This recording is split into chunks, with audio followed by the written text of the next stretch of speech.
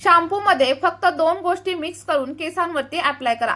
केस अगदी 10 पट वेगाने लांब होतील. ना कोणता पॅक, ना कोणता सिरम, ना खूप पैसे खर्च करण्याचा त्रास.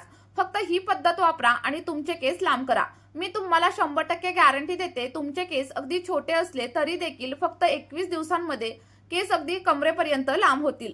अनेक वर्षांपासून माझे केस फक्त खांद्यापर्यंतच वाढत होते, पण मी शॅम्पूमध्ये फक्त 2 गोष्टी मिक्स करून माझ्या केसांवरती अप्लाय केले आणि काही दिवसांमध्येच माझे केस कमरेपर्यंत लांब झाले. माझे अगदी कडक आणि कोरडे असलेले केस देखील अगदी रेशमासारखे मऊ झालेले आहेत. तुम्हाला देखील माझ्यासारखे रिझल्ट हवे असतील तर तुम्ही हा व्हिडिओ स्किप न करता शेवटपर्यंत पूर्ण बघा आणि त्यानंतर तुम्हाला देखील माझ्यासारखेच अप्रतिम असे रिझल्ट तुमच्या केसांमध्ये भेटणार आहे. चला तर मग रेमेडी बनवायला सुरुवात करूया. त्या अगोदर तुम्ही आपला हा व्हिडिओ कोणत्या गावामधून किंवा मग कोणत्या शहरामधून पाहताय कमेंटमध्ये नक्की सांगा. बघा, ही रेमेडी बनवण्यासाठी सर्वात अगोदर आपल्याला इथे शॅम्पू लागणार आहे. तुम्ही कोणत्याही ब्रँडचा शॅम्पू घेऊ शकता. जो शॅम्पू तुम्ही तुमच्या केसांमध्ये वापरता तो घेतला तरी देखील चालेल. आणि त्यानंतर आपल्याला इथं दुसरा घटक लागणार आहे, ती म्हणजे साखर. आता तुम्ही विचार करत असाल की आपल्या केसांमध्ये साखरेचा वापर का करायचा, तर हो, साखरेचाच वापर आपल्याला इथं करायचा आहे, कारण याचे केसांना खूप चांगले असे फायदे मिळतात. केसांसाठी साखरेचा उपयोग एका नैसर्गिक स्क्रब सारखा केला जातो, जो आपल्या स्कॅल्पला एक्सफोलिएट करतो, स्कॅल्प मधील डेड स्किन सेल्स काढून टाकतो आणि आपल्या केसांना चमकदार आणि मऊ बनवतो.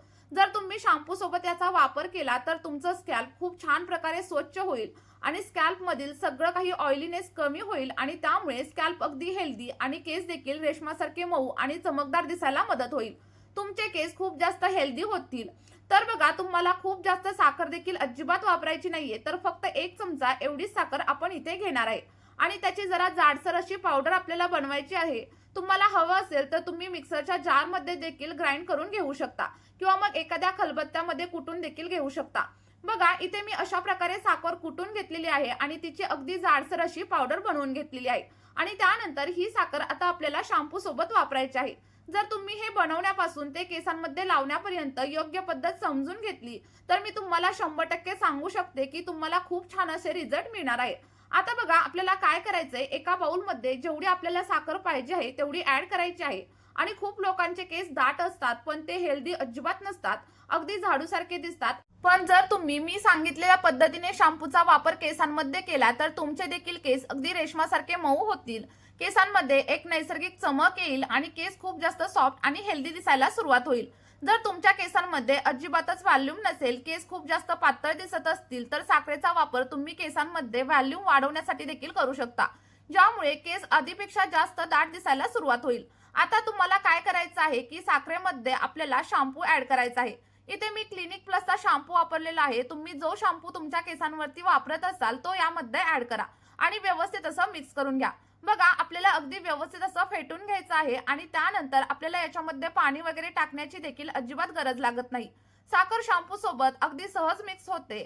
थोडा वेळ म्हणजे साधारणतः 1 ते 2 मिनिटं आपल्याला व्यवस्थित असं हे सगळं काही मिश्रण फेटून घ्यायचं आहे, ज्यामुळे आपलं सगळं काही मिश्रण अगदी फ्लफी आणि सॉफ्ट बनण्यासाठी हेल्प होईल. जर तुमचे केस खूप जास्त छोटे असतील आणि तुम्हाला तुमचे केस हेल्दी दिसावेत, त्यासोबतच लांब व्हावेत असं वाटत असेल तर या प्रकारे ही रेमेडी वापरल्यानंतर तुमचे देखील केस खूप जास्त वेगाने वाढू लागतील.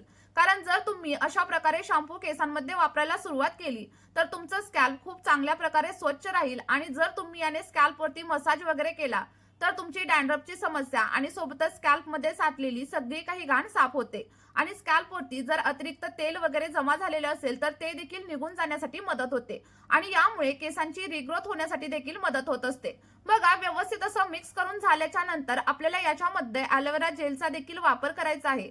तुम्ही कोणतंही ॲलोवेरा जेल इथं वापरू शकता. जर तुमच्याकडे ॲलोवेराचं प्लांट असेल तर तुम्ही फ्रेश ॲलोवेरा जेल इथं वापरलं तरी देखील चालू शकतं किंवा मग माझ्याप्रमाणे तुम्ही मार्केटमधील ॲलोवेरा जेलचा देखील वापर इथं नक्कीच करू शकता.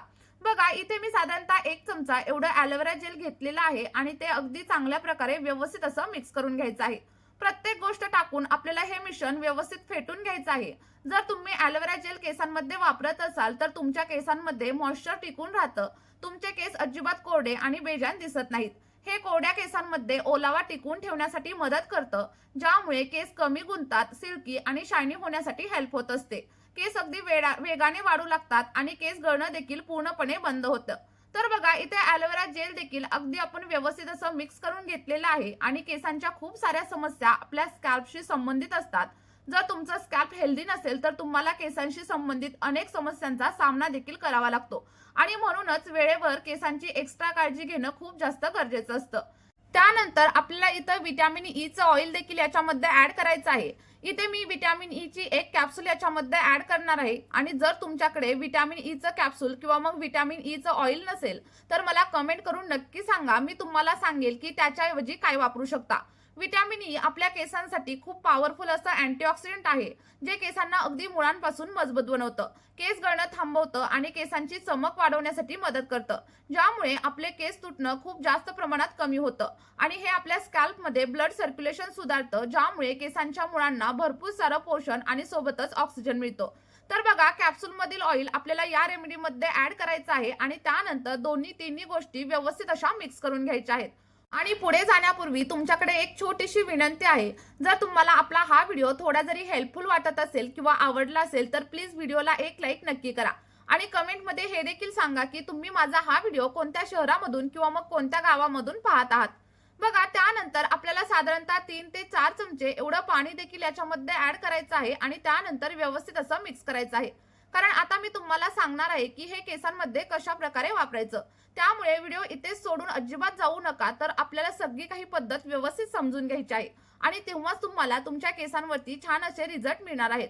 जर तुम्हाला तुमच्या केसांवरती तुमच्या मनासारखा रिझल्ट हवा असेल तर हे योग्य पद्धतीने वापरणं देखील तेवढंच गरजेचं आहे. बघा शॅम्पूचा वापर तर आपण सगळेच जण करत असतो, पण जर एखाद्या खास पद्धतीने आपण शॅम्पूचा वापर केसांवरती केला तर आपल्याला जी काही स्प्लिटेनची वगैरे समस्या असेल तर ती देखील हळूहळू कमी होते आणि आपले केस अगदी सॉफ्ट आणि स्ट्रॉंग बनण्यासाठी मदत होते. आणि जर स्कॅल्प मध्ये ऑइल वगैरे असेल ना तर ते देखील कंट्रोलमध्ये येण्यासाठी मदत होत असते.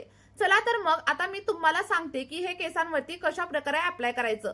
बघा ज्या दिवशी तुम्हाला शॅम्पू करायचा असेल किंवा मग केस धुवायचे असतील आणि त्या दिवशीच तुम्हाला ही रेमेडी बनवायची आहे आणि त्यानंतर केसांमध्ये वापरायची आहे.